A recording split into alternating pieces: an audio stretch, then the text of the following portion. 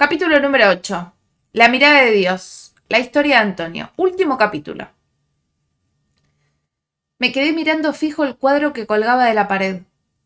Jamás en 20 años que llevo acostándome en ese diván pude descifrar su significado. Es más, me parece un cuadro espantoso, aunque jamás me animé a hacer el menor comentario.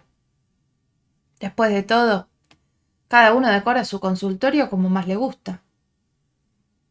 El mío, por ejemplo, tiene piso de madera y paredes blancas, con los sillones y la poltrona en cuero negro.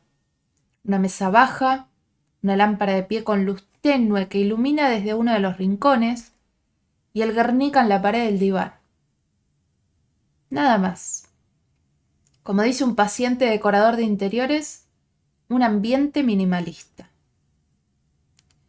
Estaba en ese desvío de asociaciones cuando la voz de Gustavo, mi analista, me trajo a la realidad. ¿Qué piensa hacer? No lo sé, estoy confundido. En la charla telefónica que tuve con él no supe bien qué decir. Creo que estuve torpe. Usted sabe que a lo largo de estos años he tratado a personas con características muy diferentes.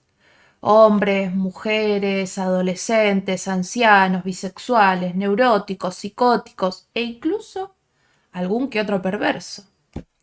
Y no solo todo tipo de edades e identidades sexuales, sino también pacientes que realizaban actividades muy distintas, profesionales, artistas, empleados, comerciantes, toda la gama posible de sujetos y ocupaciones. Pero esto no me lo esperaba. Bueno, pero ¿le llegó esto? ¿Qué piensa al respecto? No lo sé. Estará de acuerdo conmigo en que la situación es un poco extraña. Estoy perplejo. Me siento como un principiante. Sí, me imagino que debe ser algo extraño para usted, pero piense que también debe de serlo para él. Eso me dijo. Cuénteme, ¿qué le dijo? Que no sabía si estaba haciendo lo correcto.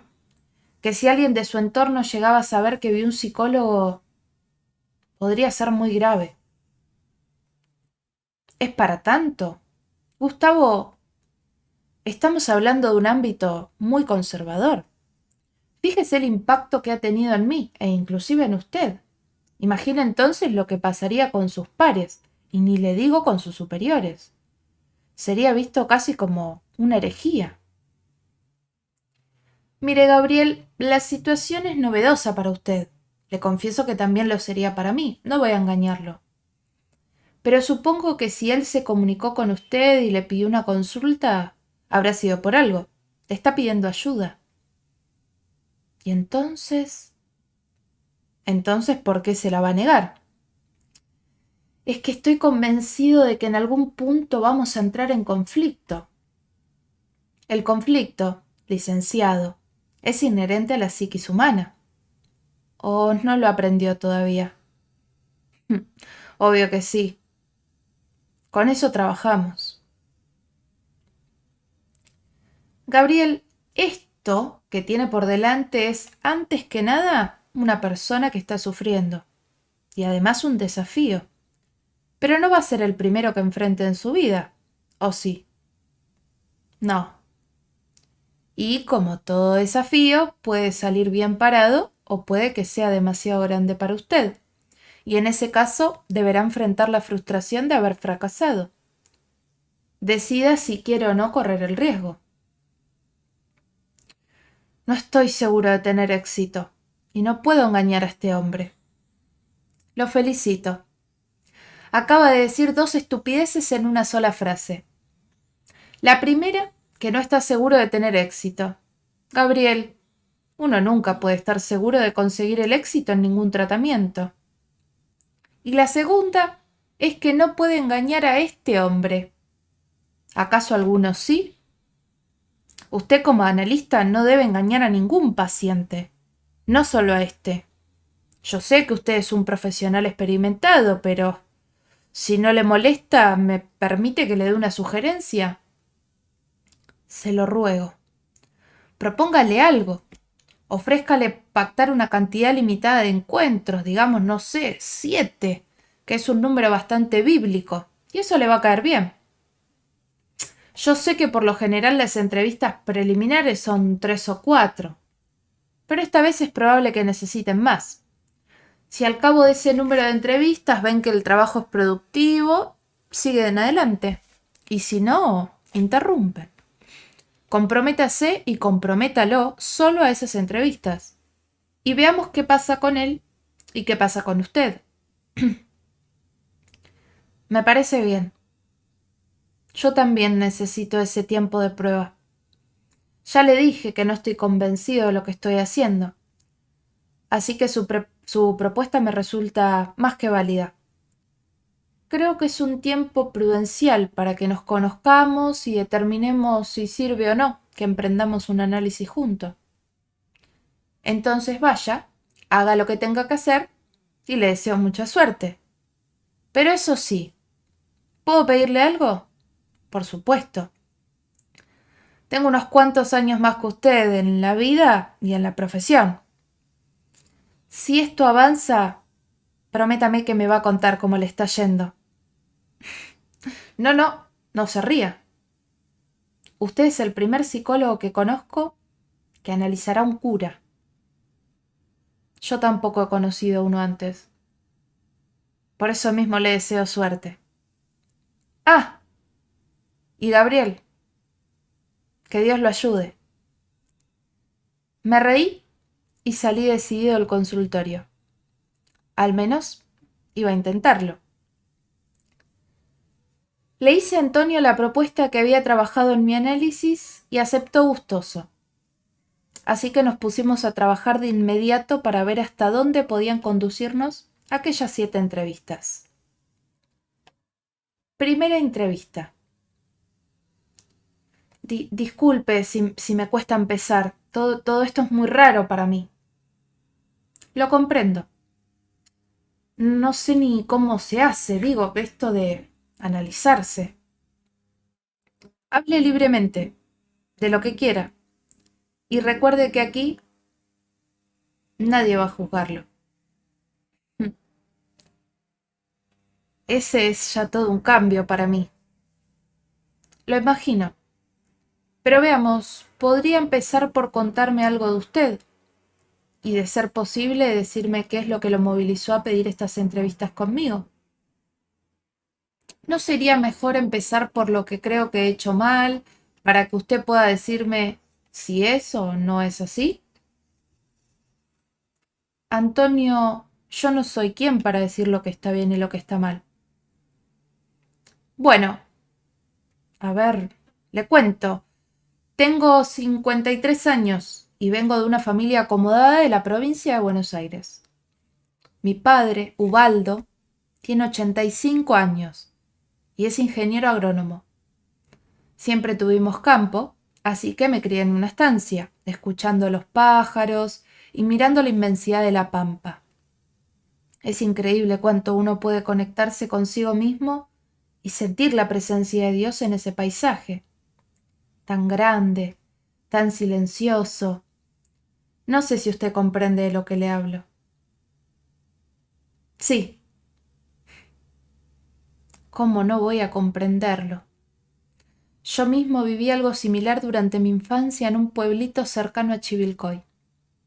Aún recuerdo aquellos atardeceres en los que me miraba a la distancia sentado en la tranquera. Me quedaba horas, hasta ver a mi papá que volvía de trabajar y corría a su encuentro. Claro que sé de lo que me está hablando. Solo recordarlo me emociona. Pero no estamos aquí para pensar en mis emociones, sino en las de mi paciente. De modo que no le digo nada de esto. Él continúa hablando de su padre. Ahora está internado en un geriátrico. Lo traje aquí, a la ciudad, para ocuparme personalmente de él. No fue una decisión fácil. Él no estuvo de acuerdo, y a lo mejor tenía razón. Tal vez debería de haber dejado que se quedara en su lugar hasta que Dios dispusiera llevárselo. ¿Y por qué lo trajo? Pensé que era lo mejor. ¿Para él o para usted? Tal vez para los dos, pero el hecho es que no puedo dejar de sentir culpa por esto. ¿Y su madre? Mi madre murió cuando yo tenía 17 años. ¿Tiene recuerdos de ella? Sí. La recuerdo hermosa, dulce, un sol. Pero vio usted cómo son los recuerdos. ¿Cómo son? Engañosos. A veces el tiempo y la memoria cambian un poco las cosas. Cuénteme cómo era. Mi madre era muy religiosa. Su frase de cabecera era: nada escapa de la mirada de Dios. Supongo que de allí proviene gran parte de mi fe. Nuevamente nos quedamos callados. Yo siento que, si bien es una persona muy agradable, culta e inteligente, estamos un poco nerviosos y nos cuesta lograr un diálogo fluido. Salta a las claras que ninguno de los dos vive esto como algo natural. Antonio, necesito hacerle una pregunta. Diga. ¿Por qué está aquí hablando conmigo en un consultorio psicológico y no en un confesionario con algún sacerdote? No, no lo sé. Yo también me lo he preguntado, pero no encuentro respuesta. Tal vez usted me ayude a encontrarla. Le prometo que voy a intentarlo. De todos modos, debo decir que me provoca mucha culpa estar aquí. ¿Por qué? Porque es como si renegara de mi fe. ¿De qué manera? Pensando que mi angustia deviene de un problema psicológico y no de un problema espiritual. Bueno, a lo mejor no son cosas tan distintas, ¿no? Puede ser. Hablamos un poco más y así transcurrió la primera de las 7 entrevistas. La verdad es que al principio me sentí algo tenso, pero poco a poco ambos fuimos relajándonos y hacia el final nos permitimos inclusive intercambiar algunas bromas. Segunda entrevista. El tema de nuestro segundo encuentro fue la culpa que le generaba su comportamiento agresivo en el último tiempo. No sé qué me pasa, pero estoy enojado todo el tiempo. Ya le dije que mi congregación está compuesta por gente muy humilde, de poca cultura y escasas posibilidades. ¿Es usted lo que se llama un cura tercermundista? Podríamos decirlo así. La verdad es que siempre me importó estar cerca de los que sufren, ver si puedo hacer algo para ayudar a los que han sido condenados por la sociedad a la marginalidad y la exclusión, y también a los que han perdido la huella, muchachos que se droguen o que delinquen. Ya veo. Más que las grandes catedrales le interesan los desheredados y los pecadores. Sí. Eso me parece muy noble y muy cristiano. No es un trabajo fácil. Y requiere de mucha templanza. Lo felicito. Es mi deber. Siempre sentí que para eso había sido llamado por Dios. Y toda mi vida he experimentado una gran felicidad al cumplir con mi misión. ¿Y ahora? Ahora no estoy bien. No tengo paciencia para nada. Estoy susceptible, me enojo por cualquier cosa. Y un sacerdote que no es capaz de tolerar las debilidades de los fieles no sirve para nada. ¿Y cómo se siente usted con esto que le está pasando? Culpable.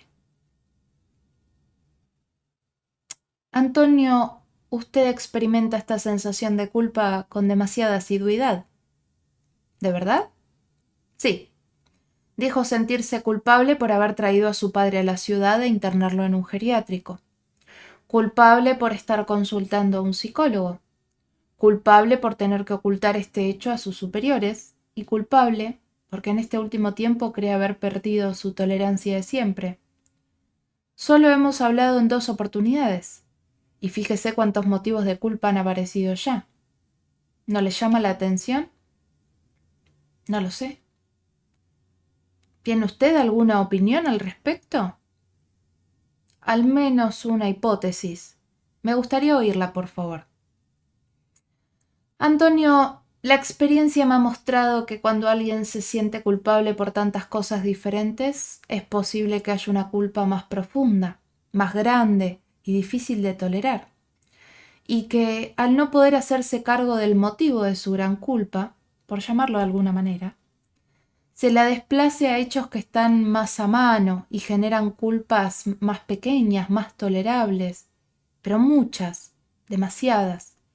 Entonces uno empieza a sentirse culpable por todo, y así es muy difícil vivir. ¿Qué debería hacer para averiguar si algo así ocurre conmigo? Podríamos empezar por el tema puntual que trae hoy y ver a dónde nos conduce. ¿Así nomás? Sí, así nomás. Es raro esto de analizarse. Comprendo que le resulte extraño. No es un mundo habitual, pero le pido que confíe. ¿Que tenga fe en usted quiere decir? No. Que confíe en que en su interior están las respuestas al porqué de su angustia. Yo intentaré ayudarlo a llegar hasta ellas. Voy a intentarlo. Gracias. Entonces, bueno, le decía que hace un tiempo que estoy enojado, intolerante, casi furioso. ¿Con quién? ¿O con quiénes? Con los chicos que vienen a la parroquia. ¿Con todos? Va, en realidad no con todos, pero sí con muchos de ellos. Ujú. ¿Con cuáles? Con algunos. ¿Y qué hay de común entre ellos? Nada. ¿Seguro? Seguro. Hay varones, mujeres, pertenecen a diferentes familias. No se me ocurre nada que los una. Algo debe de haber. Veo que los psicólogos son más insistentes de lo que creía. Entonces, bueno, ahora que lo pienso, sí, algo tienen en común. ¿Puedo saber qué? Noto su resistencia. Creo que aún no confía del todo en mí. Antonio, usted debe estar acostumbrado al secreto de confesión, ¿verdad? Por supuesto. ¿Usted contaría algo que un feligrés le hubiera confesado confiando en ese secreto? Jamás. Bueno, nosotros, los psicólogos, también tenemos con nuestros pacientes un compromiso similar. Le cambiamos un poco el nombre. Le llamamos secreto profesional. Hable sin temores. Lo que diga no va a salir de acá. Suspira y luego de una espera me dice lo siguiente. Lo que tienen en común es la persona que los coordina. ¿Quién es esa persona? Mari, una chica. ¿Chica de qué edad? 25. Ah, no es una chica, es una mujer. Sí, es que yo la conozco desde hace mucho y siempre la vi como a una nena. ¿Y ahora, Antonio? ¿La ve de un modo diferente? ¿Qué está insinuando? Nada. Solo pregunto. Licenciado, no se haga el estúpido. Yo sé que para ustedes todo tiene que ver con la sexualidad, pero esta vez está apuntando al lugar equivocado. Nunca me he fijado en ninguna de las mujeres que han venido a mi parroquia, ni chicas ni grandes. Jamás. Son mujeres que sufren por falta de alimento, de cariño, que son maltratadas, marginadas. ¿Cómo se le ocurre que yo podría aprovechar mi investidura para sacar provecho de eso? Se ve que no me conoce, no sabe con quién está hablando. Creo que me equivoqué al venir a verlo. Se ha generado una gran tensión entre nosotros. Siento necesidad de pedirle disculpas por haberlo ofendido. Sé que estoy hablando con un hombre que cree plenamente en lo que hace y que ha dedicado su vida a ayudar a los más necesitados.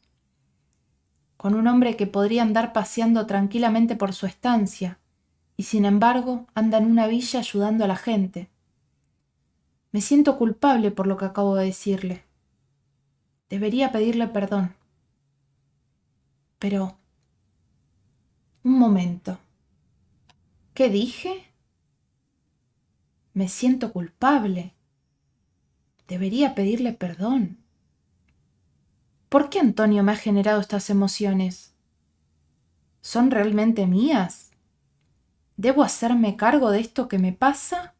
¿O mi paciente ha proyectado sobre mí una serie de sentimientos que en realidad le pertenecen? Él cree en su Dios. Yo confío en mi técnica. Hasta ahora me ha servido para ayudar a mucha gente. ¿Por qué no habría de servirme ahora? Si en vez de sacerdote fuera abogado o empleado de banco, ¿le pediría disculpas? ¿O pondría a trabajar su enojo y trataría de analizar la emoción que me ha producido? Vienen a mi mente las palabras de mi analista al comentarle mi primera entrevista con Antonio. Gabriel, no se olvide de que ahora, para usted, ya no es un cura, es un paciente. No le niegue la oportunidad. Analícelo como lo haría con cualquier persona. Antonio se ha enojado mucho ante mi pregunta. Es que usted me acusó de mirar con interés sexual a una mujer de mi congregación. Yo no hice eso. Hágase cargo de cómo interpretó mi pregunta. Yo solamente le pregunté si seguía viendo a esa mujer como una nena, porque ya no lo es, y eso es algo que debe admitir. Por supuesto. Y en algún momento usted se debe haber dado cuenta de este cambio. Seguramente. ¿Cuándo? No lo sé. Por lo general, cuando un paciente se saca una pregunta de encima con tanta rapidez, conviene desconfiar de la respuesta.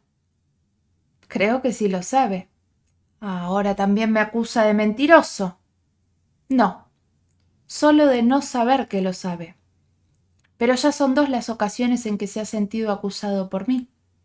Ya se lo dije. No estoy aquí para juzgarlo, solo para ayudarlo a pensar. Quiero que dejemos aquí y que reflexione en todo lo que ha ocurrido en nuestra charla de hoy.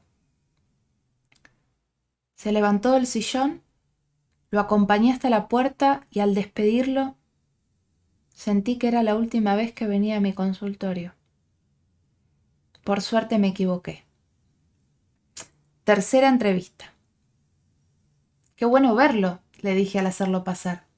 Después de nuestra última charla, pensé que no vendría. Licenciado, quedamos de acuerdo en tener 7 encuentros. Me comprometí a eso, y no suelo faltar a mi palabra. Muy bien. ¿Y de qué quiere hablar hoy? Estuve pensando mucho en lo que ocurrió el otro día, en nuestra última charla. ¿Pudo asociar lo que conversamos con algo? Sí. Cuénteme, por favor. Usted me preguntó en qué momento me había dado cuenta de que Mari era ya una mujer. ¿Lo recuerdo? Bien. Como le dije, la conozco desde niña, y siempre nos peleábamos porque a ella no le gustaba como yo la llamaba. Creo que no estoy entendiendo. Claro, yo siempre le dije Mari, y ella se enojaba conmigo. Me llamo Mariana, me decía enojada. Pero yo seguía llamándola Mari. De hecho, soy el único que la llama así.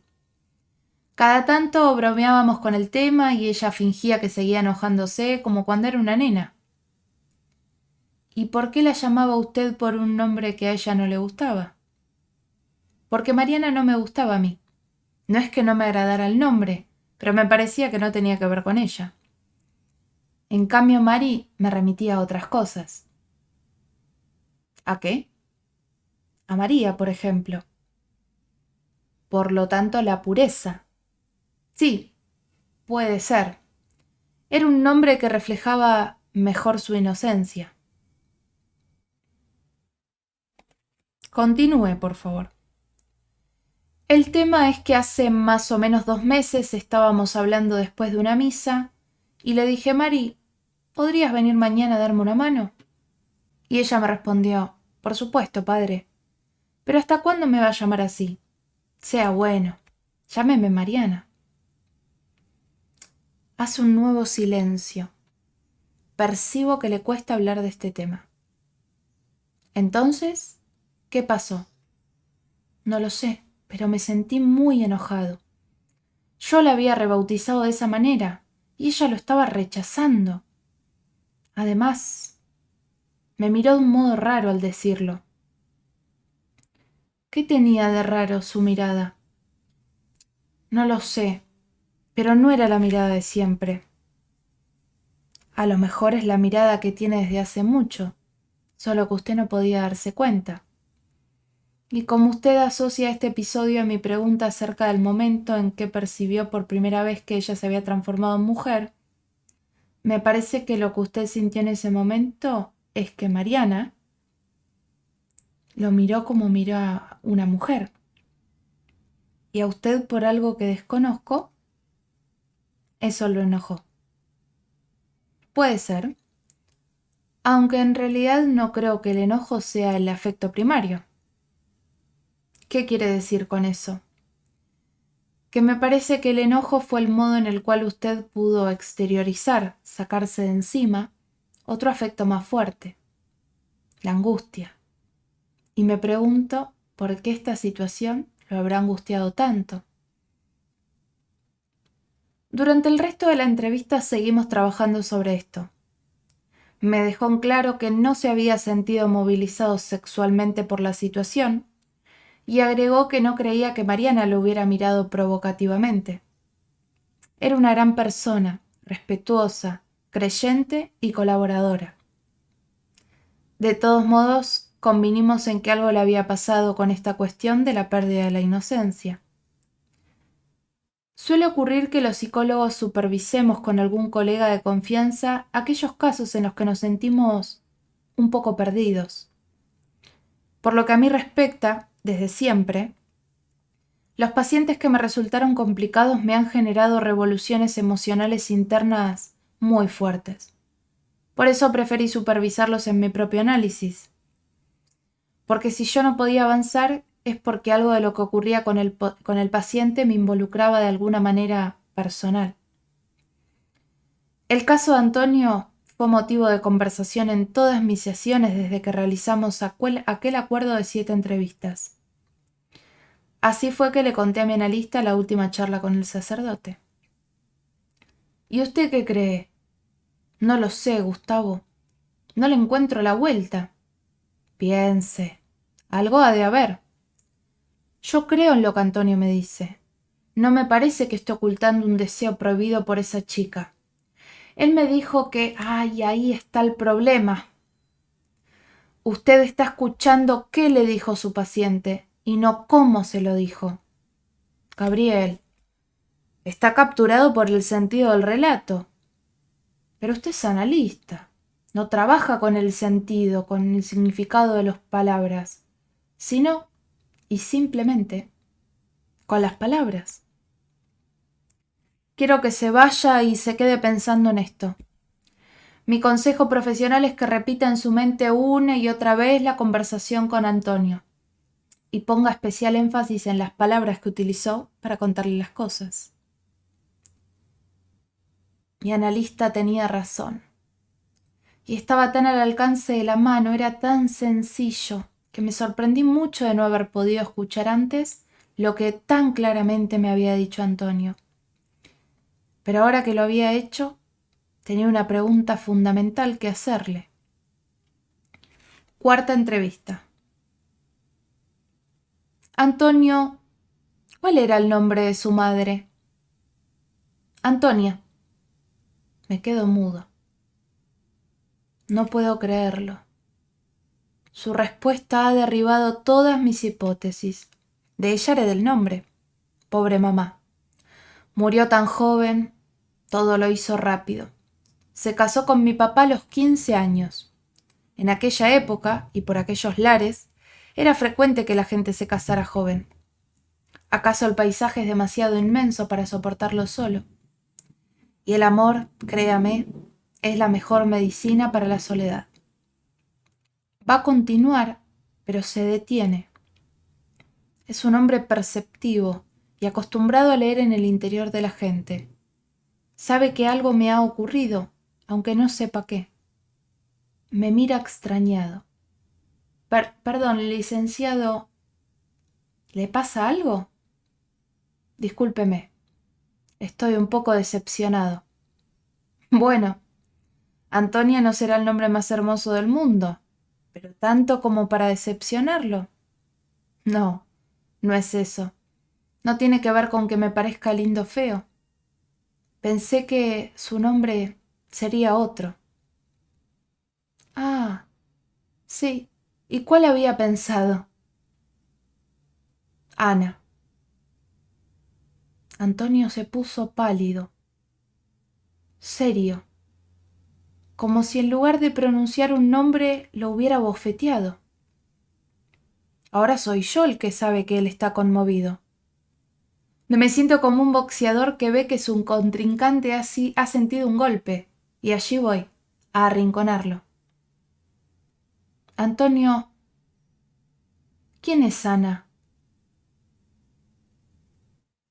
Antonio, hábleme de ella, por favor. Pero ¿cómo es que sabe de Ana? Porque usted me lo dijo. ¿Yo? Si ni siquiera me acordaba de ella. No es momento para explicaciones. No puedo permitir que el recuerdo y la emoción se diluyan en aclaraciones teóricas. Debo insistir. ¿Quién es Ana? Apoya la cabeza en el respaldo del sillón. Mira hacia arriba y respira profundamente antes de hablar.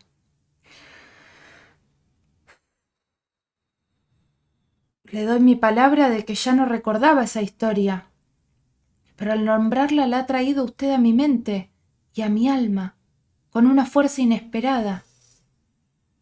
Ana era una compañera del bachillerato, la hija de un comerciante de la ciudad.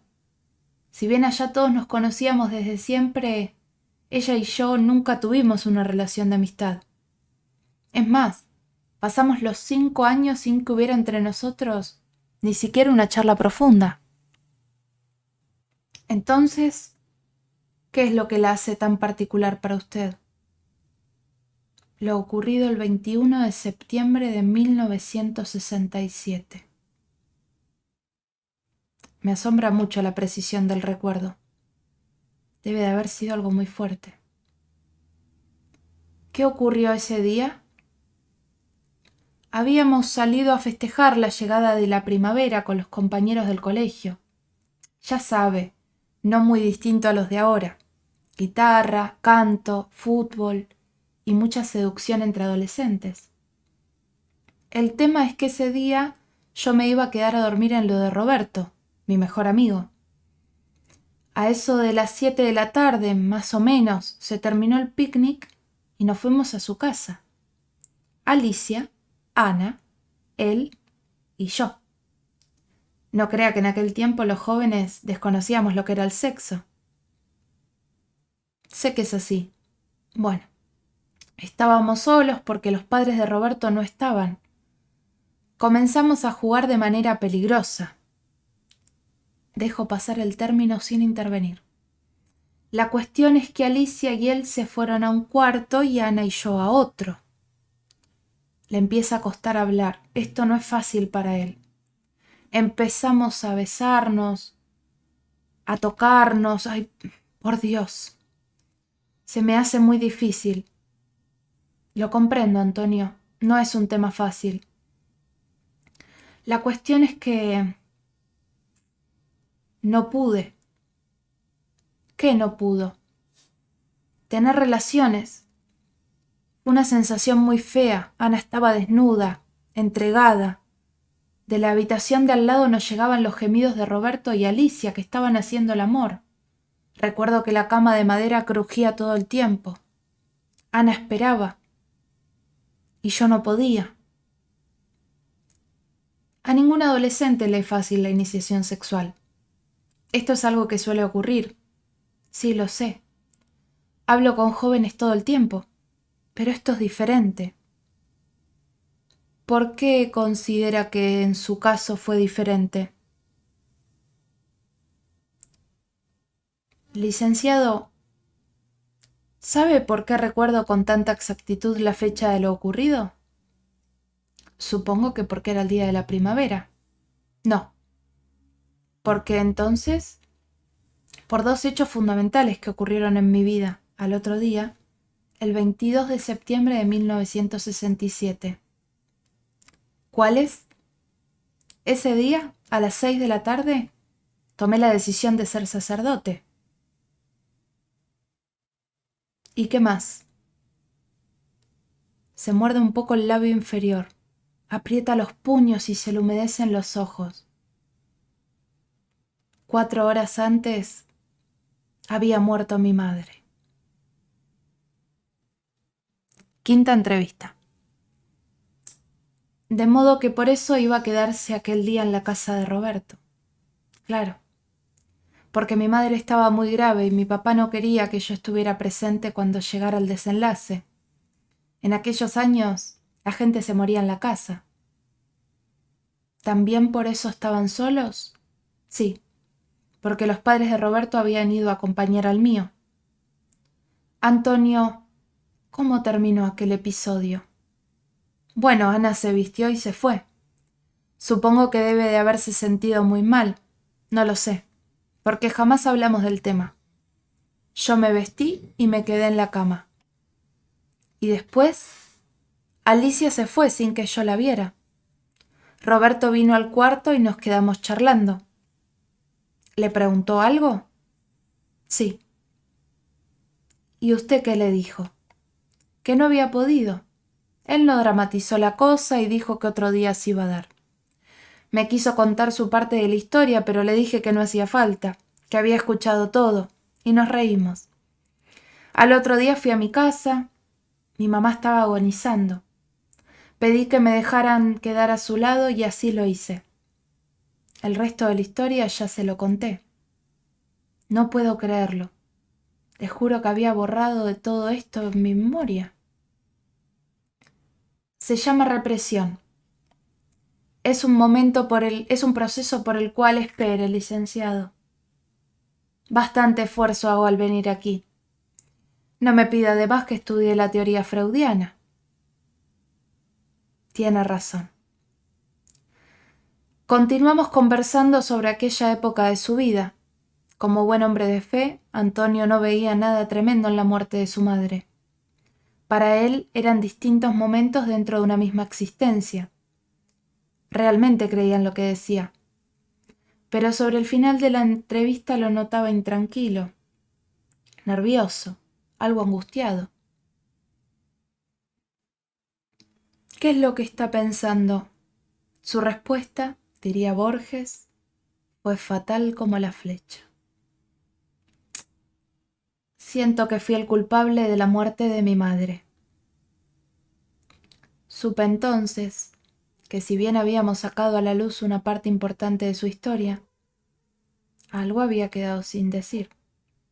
Algo muy importante. Yo lo sentía y él también. Tan solo nos quedaban 2 entrevistas más y debíamos aprovecharlas al máximo. Sexta entrevista. Ese día Antonio estaba inquieto.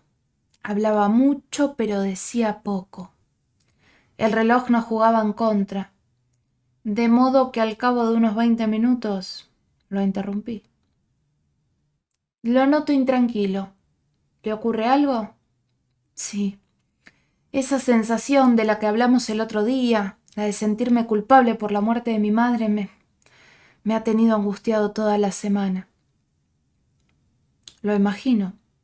Es que no entiendo por qué ahora me ha invadido esa idea. Antonio, esa idea que la genera tanta culpa y tanta angustia no es de ahora. Lo que ha ocurrido es que recién ahora usted la puede poner en palabras y con ellas darle un sentido a una emoción que lo viene acompañando desde hace años y a la que no podía identificar. ¿Recuerda que hablamos de la gran culpa que se desplaza hacia diferentes situaciones? Sí. ¿Usted cree que esta es mi gran culpa? No. Creo que hay algo más. Dígame, ¿Qué relación encuentra entre esta idea y lo ocurrido aquel día en la casa de Roberto? No lo sé. Podría decirle de que el hecho de que mi mamá se estuviera muriendo y yo anduviera por ahí tratando de acostarme con Ana puede ser una causa que justifique mi sensación de culpa. Pero la verdad es que me suena muy traído de los pelos. ¿Por qué? Porque lo que hicimos con Roberto esa vez no tuvo nada de grave. La frase me impactó. En el momento no supe por qué, pero el consejo de mi analista vino a mi mente. No escuche lo que le dice. Escuche cómo se lo dice. En un segundo repasé la frase tratando de develar algo de este misterio. Antonio, espere un segundo. Usted ha dicho que lo que hicieron con Roberto esa vez no tuvo nada de grave, ¿no? Sí. Dígame, ¿qué otra vez hicieron algo que sí considera usted que fue muy grave? Me mira sorprendido, con estupor. Después bajó la mirada y su rostro empezó a mostrar señales de que algo le estaba ocurriendo. Meneó la cabeza, se movió inquieto en el sillón. Fueron casi 5 minutos en los que ninguno de los dos abrió la boca. ¿Sabe? Dijo luego de ese prolongado silencio. Acabo de recordar algo, aunque en realidad no sé si es un recuerdo o una sensación. A veces, en estos casos, se hace difícil para el paciente discriminar la veracidad de lo que viene a su mente. Me viene la imagen de una tarde, allá en el campo. Estábamos jugando con Roberto. Tendríamos, no sé, 5 o 6 años. Andábamos con las gomeras cazando pájaros, haciendo puntería en alguna lata que colocábamos sobre una tranquera. En fin, haciendo lo de siempre. En un momento nos pusimos a correr y nos metimos entre los maizales. No sé cómo, pero empezamos a mostrarnos el pito, compararlos, y cada uno se lo tocó al otro. Yo me asusté porque sentí que aquello no estaba bien. Le dije que alguien podría descubrirnos. Pero él dijo que no, que allí nadie podía vernos. Me sentía raro, no encuentro el término. ¿Excitado? ¿A esa edad? Sí, Antonio. A esa edad. Le digo que era apenas un nene. ¿Es eso posible? Sí, y si quiere después lo hablamos, pero ahora continúe, por favor. No puedo permitir que esta vivencia se diluya. El tema es que en un momento decidimos penetrarnos. Yo lo hice primero. No recuerdo haber sentido nada. Después yo me puse boca abajo. Todavía puedo sentir el gusto de la tierra en mi boca. Y él me penetró a mí.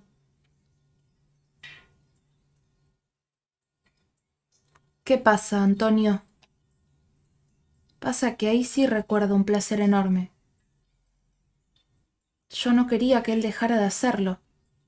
Tenía que pararlo para que no pensara que yo era un maricón. Pero no quería. Me encantaba. ¿Qué pasó entonces?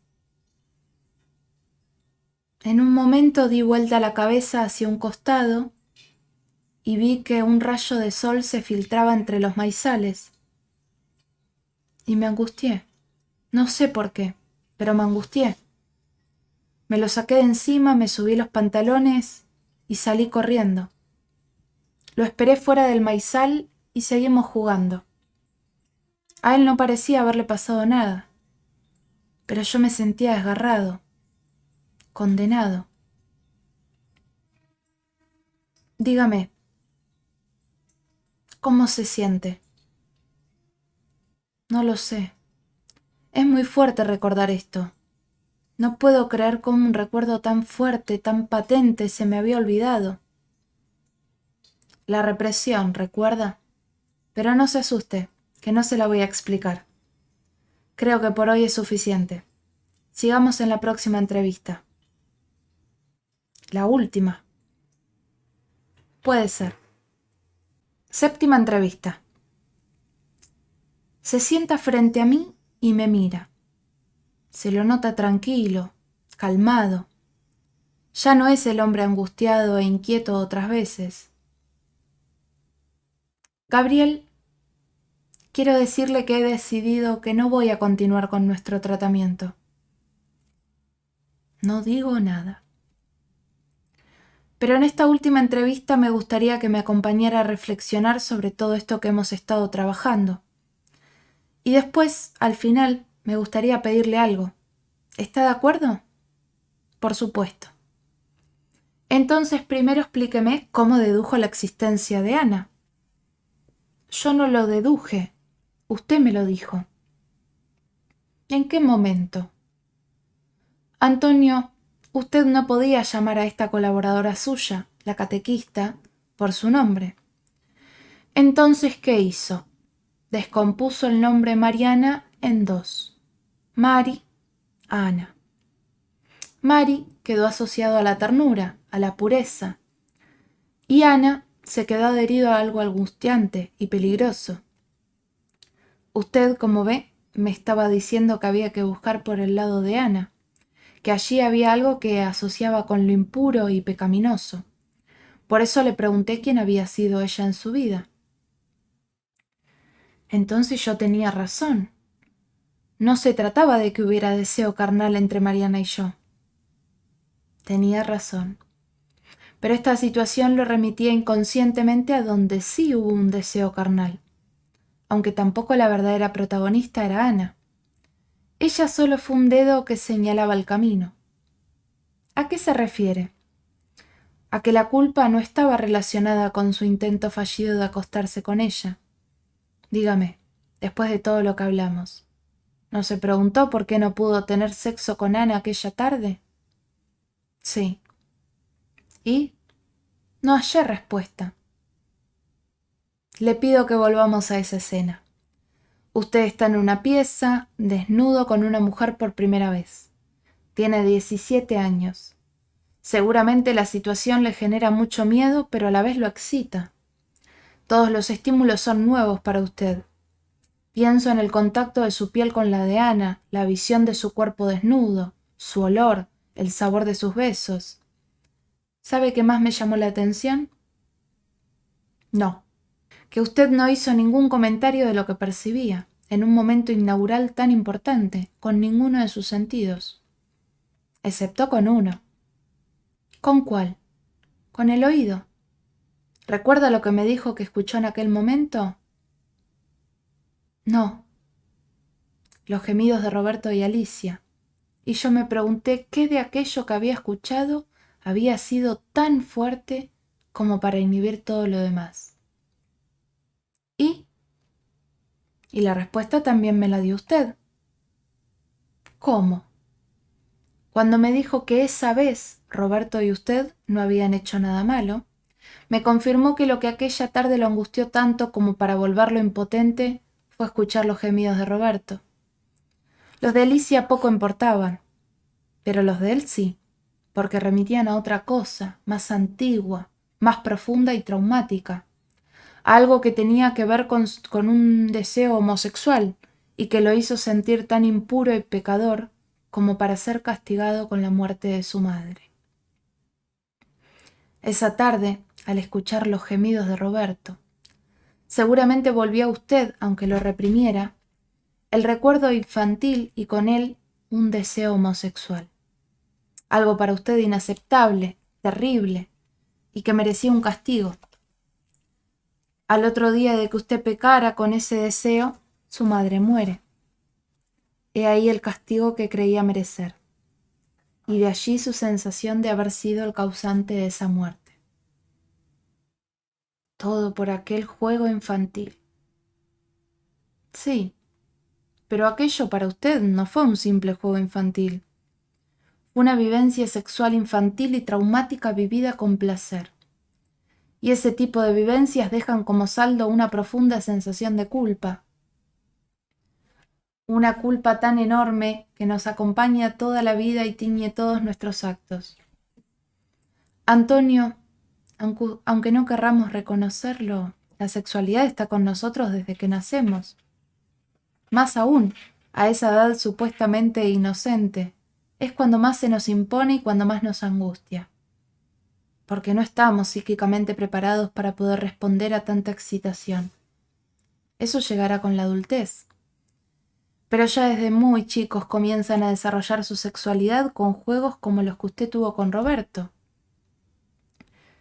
Y entonces, si todos pasan por eso, ¿por qué en mí produjo semejante efecto? Yo también me lo he preguntado, y al hacerlo me detuve en algo que usted me contó y que nuevamente se le impuso desde los sentidos, esta vez desde la vista. ¿Qué?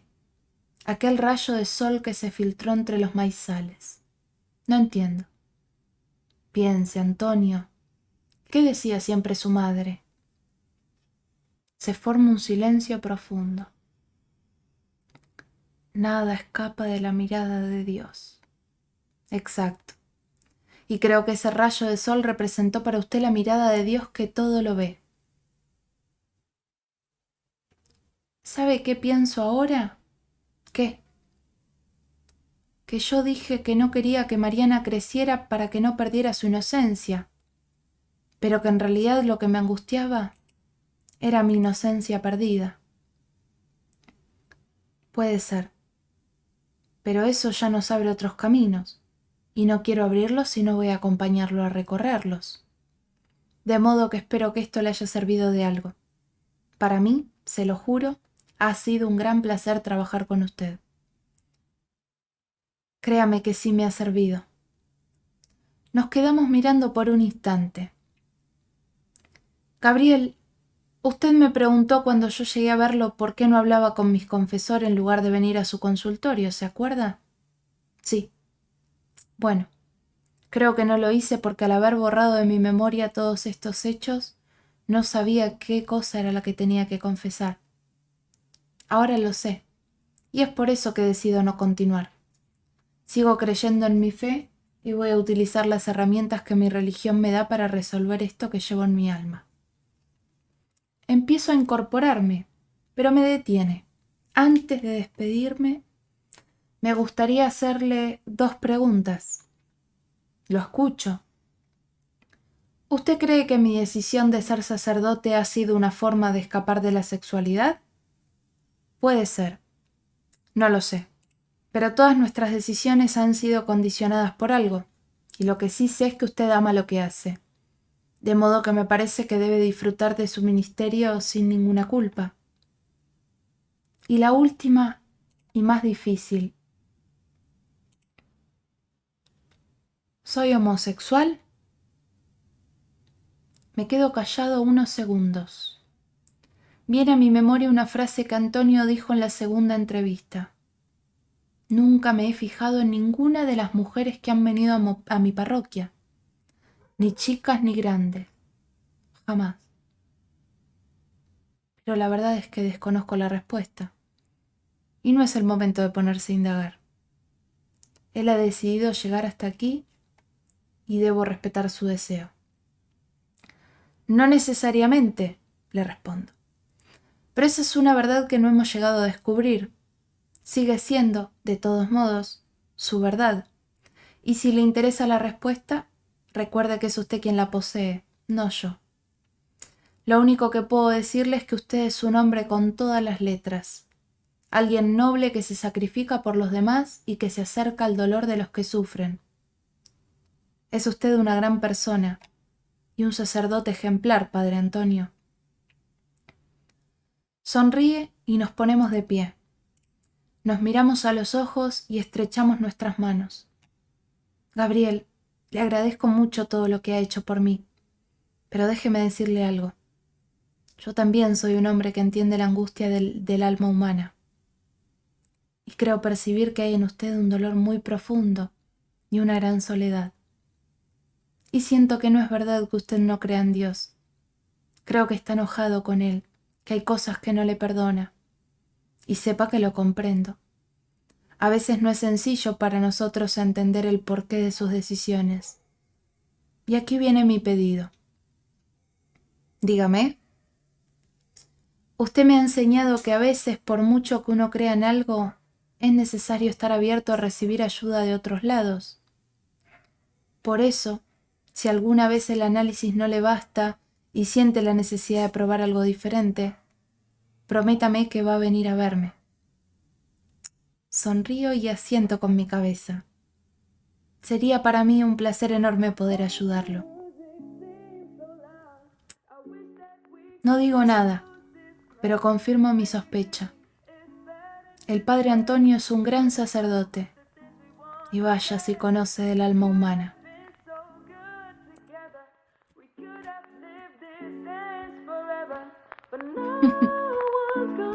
Finalizamos, Rick.